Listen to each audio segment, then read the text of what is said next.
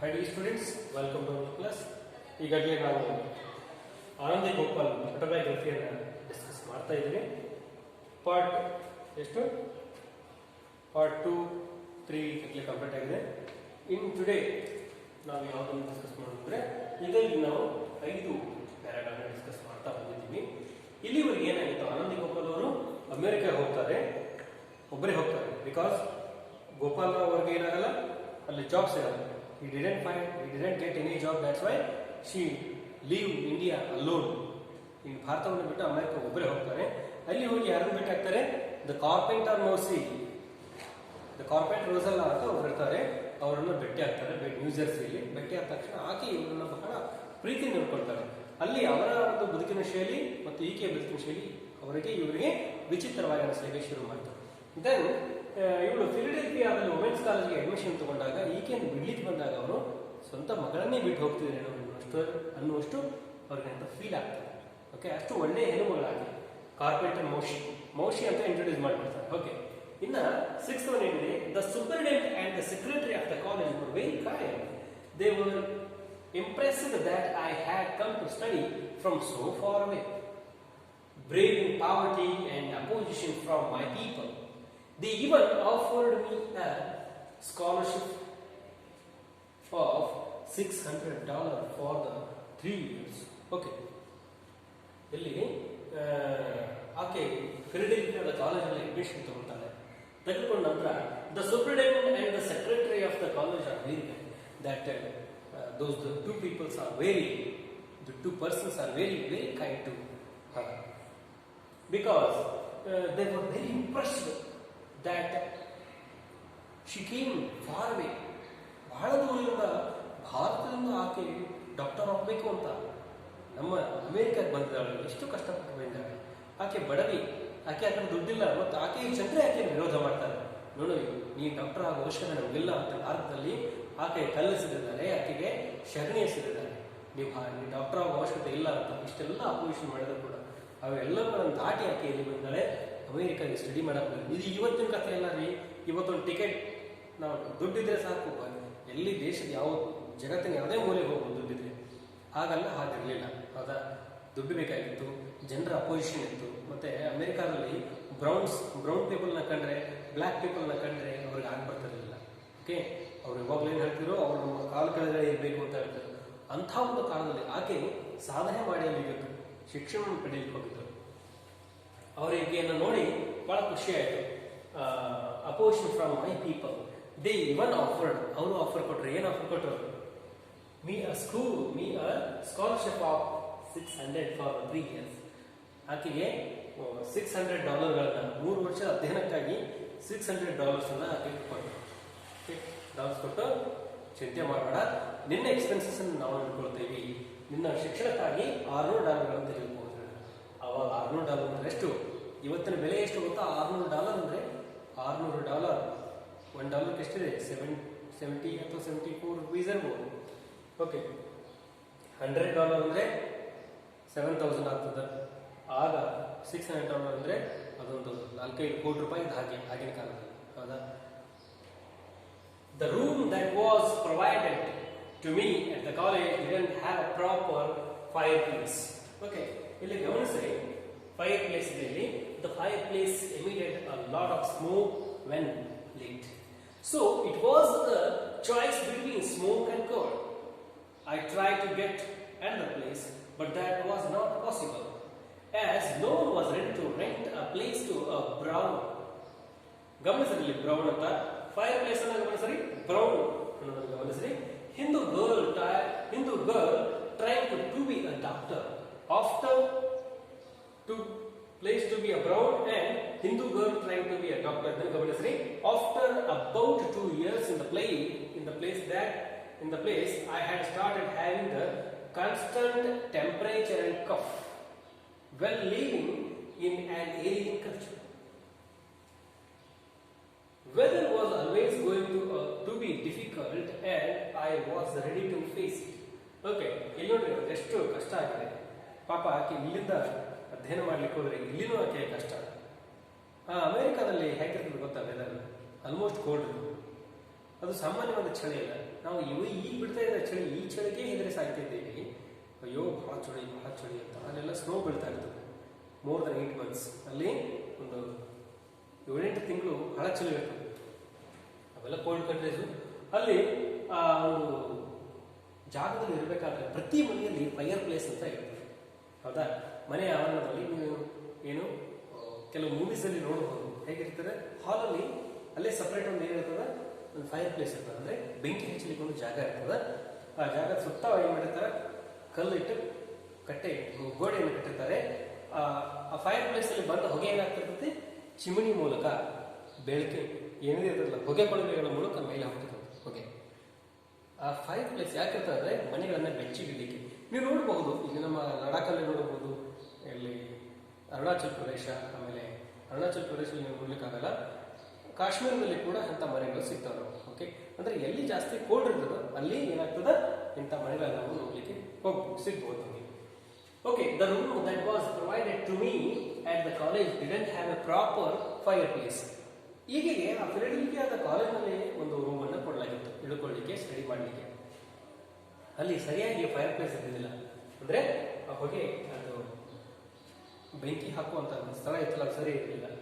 The fireplace emitted a lot of smoke when it lit. ಅದನ್ನ ಉರಿಸ್ಲಿಕ್ಕೆ start ಮಾಡಿದ್ರೆ, ಅಂದ್ರೆ ಸಿಕ್ಕಾಪಟ್ಟೆ ಚಳಿ ರೂಮನ್ನು ಬೆಚ್ಚಗಿಡ್ಲಿಕ್ಕೆ ಅವ್ರು ಏನ್ ಮಾಡ್ತಾರೆ, ಆ ಬೆಂಕಿಯನ್ನು ಹಾಕ್ತಾರಲ್ಲಿ. ಬೆಂಕಿ ಹಾಕಿ ಅದನ್ನ ಯಾವಾಗ ಉರಿಸ್ತಾ ಇರ್ತಾರೆ. ಅದು ಉರಿತಾ ಅಲ್ಲಿ ಬೆಂಕಿ ಇದ್ದಾಗ ಏನಾಗ್ತದೆ, ರೂಮ್ ಎಲ್ಲ ಬೆಚ್ಚಿಗಿರ್ತದೆ, ಹೌದಾ? ಬೆಚ್ಚಿಗಿರ್ತದೆ. ಅದಕ್ಕೋಸ್ಕರ ಅವ್ರು ಏನ್ ಮಾಡ್ತಾರೆ, ಬೆಂಕಿಯನ್ನು ಉರಿಸ್ತಿರ್ತಾರೆ. ಅದು ಆ ಬೆಂಕಿಯನ್ನು ಉರಿಸ್ಬೇಕಾದ್ರೆ ಅಲ್ಲಿ ಏನಾಗ್ತಿತ್ತು, ಸಿಕ್ಕಾಪಟ್ಟೆ ಹೊಗೆಯನ್ನು ಉರಿತಿತ್ತು. So it was a choice between smoke and cold. ಇಲ್ಲಿ ಎರಡು ಆಕೆಗೆ ತೊಂದರೆಗಳನ್ನು. ಬೆಂಕಿ ಹಚ್ಚಲಿಲ್ಲ ಅಂದ್ರೆ ಚಳಿ ಕಾಡುತ್ತೆ, ಬೆಂಕಿ ಹಚ್ಚಿದ್ರೆ ಹೊಗೆ ಕಾಡುತ್ತೆ. ಹೊಗೆ ಇವೆಲ್ಲ ತುಂಬ್ಕೊಂಡ್ಬಿಡ್ತದೆ. ಯಾಕಂದ್ರೆ ಹೊಗೆ ಹೊರಗಡೆ ಹೋಗ್ಲಿಕ್ಕೆ ಸರಿಯಾದ ಒಂದು ಜಾಗ ಇರಲಿಲ್ಲ. ಕಿಟಕಿಗಳನ್ನ ತೆರಲಿಕ್ಕೆ ಆಗ್ತಾ ಇರಲಿಲ್ಲ. ಕಿಟಕಿಗಳನ್ನು ತೆರೆದ್ರೆ ಚಳಿ ಹೊರಗಡೆ ಬರುತ್ತೆ. ಹೊಗೆ ಹೊರಗಡೆ ಹೋಗ್ಲಿ ಅಂತ ನಾವು ಕಿಟಕಿ ತೆರೆದ್ರೆ ವಿಪರೀತ ಚಳಿ, ಎಂಥ ಚಳಿ, ಮೈ ಕೊರೆಯುವ ಚಳಿ ಅಂತ. That is too much cold. ಅಲ್ಲಿ ಅಷ್ಟು ಟೂ ಮಚ್ ಕೋಲ್ಡ್, ಅದೆಲ್ಲ ಒಳಗಡೆ ಬರ್ತಲ್ಲ ಹೆದರಿಕೆಯಲ್ಲಿ. ಯಾಕೆ ಸ್ಮೋಕ್ ಮತ್ತು ಕೋಲ್ಡ್ ಇವೆರಡ ನಮ್ಮದೇ ಯಾಕೆ ಬಹಳ ಪ್ರಾಬ್ಲಮ್ ಸಿಕ್ಕೊಂಡ್ಬಿಟ್ಟು. I try to get another place but that was not possible as no one was ready to rent a place to be a brown Hindu girl trying to be a doctor. ಈಗ ಬೇರೆ ಮನೆಯನ್ನು ಹುಡುಕ್ಲಿಕ್ಕೆ try ಮಾಡಿದ್ರು, ಬಾಡಿಗೆ ಮನೆ. ಎಲ್ಲಿ? ಫಿಲಿಡೆಲ್ಫಿಯಾದಲ್ಲಿ, ಅಮೆರಿಕಾದ ಫಿಲಿಡೆಲ್ಫಿಯಾದಲ್ಲಿ ಈಕೆ ಬಾಡಿಗೆ ಮನೆ ಹುಡುಕ್ಲಿಕ್ಕೆ ಟ್ರೈ ಮಾಡಿದ್ರು. ಆದರೆ ಈಕೆ ಯಾರೂ ಮನೆ ಕೊಡಲಿಲ್ಲ. ನಾ ಹೇಳಿದ್ನಲ್ಲಿ ನಿಮಗೆ, ಬ್ರೌನ್ ಪೀಪಲ್ಗೆ, ಕಪ್ಪು ಜನರಿಗೆ, ಇಂಡಿಯನ್ಸ್ಗೆ ಅಲ್ಲೆಲ್ಲ ಮನೆ ಕೊಡ್ತಿರ್ಲಿಲ್ಲ. ಅವರು ಡಾಕ್ಟರ್ ಆಗ್ಲಿಕ್ಕೆ ಬಂದಿದ್ದೇನೆ, ನಾವು ಸಪೋರ್ಟ್ ಮಾಡಲ್ಲ, ಅದು ಹೆಂಗೆ ಡಾಕ್ಟರ್ ಅಂತ ನೋಡ್ತೇವೆ, ಹೀಗೆಲ್ಲ ಆಕೆಗೆ ಬೈತಿದ್ರು. ಆ ಕಾರಣಕ್ಕಾಗಿ ಈಕೆ ಬ್ರೌನ್, ಇಂಡಿಯನ್ಸ್ ಎಲ್ಲ ಬ್ರೌನ್ಸ್, ಗೋಧಿ ಬಣ್ಣ, ನೀವು ಬ್ರೌನ್ ಇದ್ದೀರಾ, ನೀವು ಕೀಳ್ಮಟ್ಟದ ಜನ, ನಿಮಗೆ ಸಂಸ್ಕಾರ ಇಲ್ಲ, ಈ ಥರ ಎಲ್ಲ ಬೈತಿದ್ರು. ಬೈದು ಈಕೆಗೆ ಮನೆಯೇ ಕೊಡಲಿಲ್ಲ. ಪಾಪ ಆಕೆ ಮತ್ತೆ ಅಲ್ಲೇ ಇರಬೇಕಾದ್ರೆ ನಿವಾರಣೆ. After about 2 years in that place, ಆ ಪ್ಲೇಸಲ್ಲಿ ಇದ್ದು ಆ ರೂಮಲ್ಲಿ ಹೊಗೆ ಕುಡಿದು ಆಕೆಗೆ ಏನಾಯ್ತು, had started having a constant temperature and cough. ಆಕೆಗೆ ಮೈ ಸಿಕ್ಕಾಪಟ್ಟೆ ಚಳಿ ಆಗೋದು, ಚಳಿ ಜ್ವರ ಆಗೋದ್ರ ಜೊತೆಗೆ ಕಫ ದೇಹ ತುಂಬ, ಎದೆ ತುಂಬ ಕಫ ತುಂಬಿಕೊಳ್ಳೋದು ಶುರುವಾಯಿತು. ಅಂದರೆ ಆಕೆ ಕೆಮ್ಮು ಇವೆಲ್ಲ ಶುರುವಾಯಿತು. Well living in on alien culture. ನಮ್ಮ ಭಾರತದ ಏನು ವೆದರ್ ಹೇಗಿರ್ತದೆ ಅಂದರೆ ಸಮಶೀತೋಷ್ಣ ವಲಯ. ಅಂದರೆ ಇಲ್ಲಿ ಯಾವಾಗಲೂ ಒಂದು ಸಮ ಪ್ರಮಾಣದ ಉಷ್ಣ ಇರ್ತದೆ. ಅತಿಯಾಗಿ ಚಳಿ ಇರಲ್ಲ, ಅತಿಯಾಗಿ ಬಿಸಿ ಇರಲ್ಲ. ಅಂಥ ವಾತಾವರಣದಲ್ಲಿ ಬದುಕಿದ್ರು. ಅಲ್ಲಿ ಹೋಗಿ ಬದುಕಬೇಕಾದ್ರೆ ದಿಸ್ ಇಸ್ ಟು ಡಿಫಿಕಲ್ಟ್, ಅದು ಸ್ವಲ್ಪ ಕಷ್ಟ.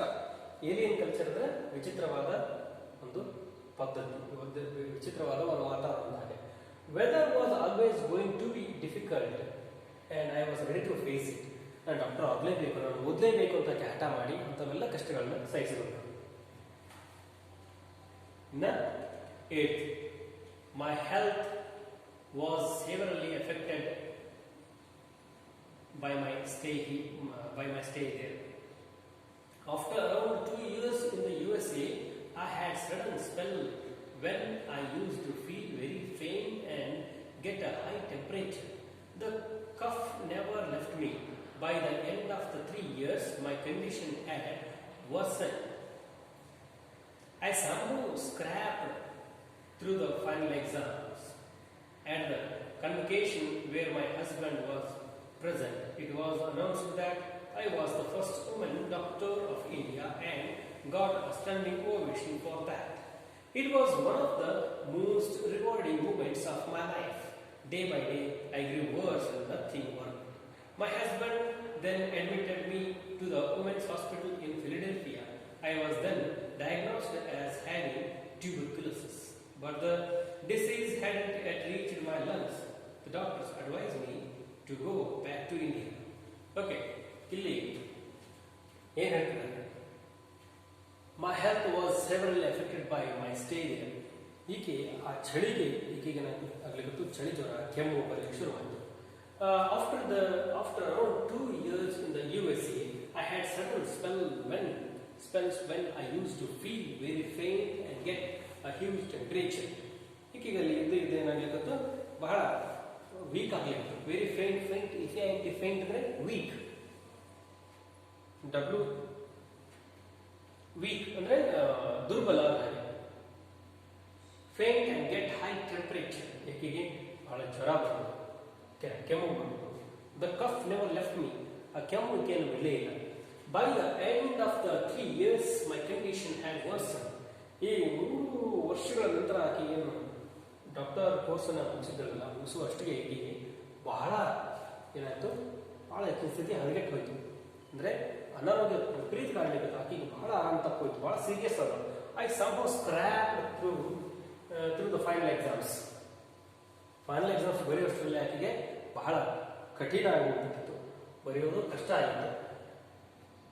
ಆಟ್ the convocation where my husband was present.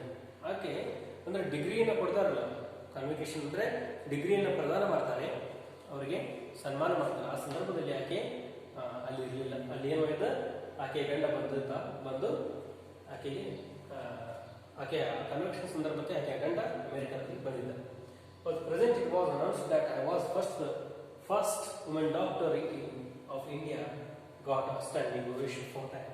ಭಾರತದಿಂದ ಬಂದು ಈ ಮಹಿಳೆ ಭಾರತದ ಮೊದಲ ಮಹಿಳಾ ಡಾಕ್ಟರ್ ಆಗಿ ಗುರುತಿಸಿಕೊಟ್ಟಿದ್ದಾಳೆ ಅಂತ ಹೇಳಿ ಈಕೆಯನ್ನು ಅನೌನ್ಸ್ ಮಾಡಿದ್ರು. ಅಲ್ಲಿ ಆ ಕಾಲೇಜಿನ ಎಲ್ಲರೂ ಸ್ಟ್ಯಾಂಡ್ ಅವೇಷನ್ ಎದ್ದು ನಿಂತು ಚಪ್ಪಾಳೆ ತಟ್ಟಿದ್ರು, ಸೆಲ್ಯೂಟ್ ಹಾಕಿದ್ರು. ಇಷ್ಟು ಕಷ್ಟಪಟ್ಟು ತನ್ನ ಡಿಗ್ರಿ ಮುಗಿಸಿದಲ್ಲ ಅಂತ. Okay, standing ovation for that. It was one of the most rewarding moment of my life. ಆ ಮೂಮೆಂಟ್ ಅನ್ನು ಯಾವತ್ತೂ ಮರೆಯಲ್ಲ, ಅದು ಬಹಳ ನೆನಪಿರ್ತದೆ. This is very memorable moment ಅಂತ ಆಕೆ ಹೇಳ್ತಿದ್ದಾರೆ. Day by day I give words nothing work. ದಿನಗಳಾಗಿ ಆಕೆಗೆ ಕೆಮ್ಮು ಜಾಸ್ತಿ ಆಗ್ತಾ ಹೋಯ್ತು. ಆಕೆ ನಥಿಂಗ್ ವರ್ಕ್, ಆಕೆ ಬಹಳ ವೀಕ್ ಆಗ. My husband then admitted to me the women's hospital in ಫಿಲಡೆಲ್ಫಿಯಾದ ಒಂದು ವುಮೆನ್ಸ್ ಹಾಸ್ಪಿಟಲ್ ಅಲ್ಲಿ ಈಕೆಯನ್ನು ಅಡ್ಮಿಟ್ ಮಾಡಲಾಯಿತು. I was then diagnosed as having tuberculosis. ಈಕೆ ಹೇಳಿದರು, ನಿಮಗೆ ಟಿಬಿ ಇದೆ, ಕ್ಷಯರೋಗ, ಟಿಬಿ ಇದೆ ನಿಮಗೆ. But the disease hadn't yet reached my lungs. ಶ್ವಾಸಕೋಶ ಇನ್ನೂ ಟಚ್ ಆಗಿರೋದು. ಈಗ ನೀವೇನು ಮಾಡಬೇಕು, doctors advise me to go back to India. ನೀವೇನು ಮಾಡಬೇಕು, ಇಲ್ಲಿದ್ರೆ ಈ ಚಳಿಗೆ ನಿಮಗೆ ಜಾಸ್ತಿ ಟ್ಯೂಬರ್ಕ್ಯುಲೋಸ್ ಟಿಬಿ ಬರ್ತದೆ. You must leave America as much as possible. ಎಷ್ಟು ಸಾಧ್ಯ ಆಗ್ತದೋ ಅಷ್ಟು ಬೇಗ ಈ ಅಮೇರಿಕಾವನ್ನು ಬಿಟ್ಟು ಮೇಲೆ ಹೋಗಬೇಕು, ಇಂಡಿಯಾಕ್ಕೆ ಹೋಗಿ. ಆ ವೆದರ್ಗೆ ನಿಮಗೆ ಅಲ್ಲಿ ಕ್ಯೂರ್ ಆಗ್ತದೆ ಅಂತ ಹೇಳ್ತಾರೆ. ಓಕೆ, ಇನ್ 9th ಪ್ಯಾರಲ್ಲಿ her return to India. Okay, ಮತ್ತೆ ಭಾರತ ದೇಶಕ್ಕೆ ಬರೋದು ಮಾಡ್ತಾರೆ. Tomorrow continue with her return to India. Okay, thanks for watching. Keep watching.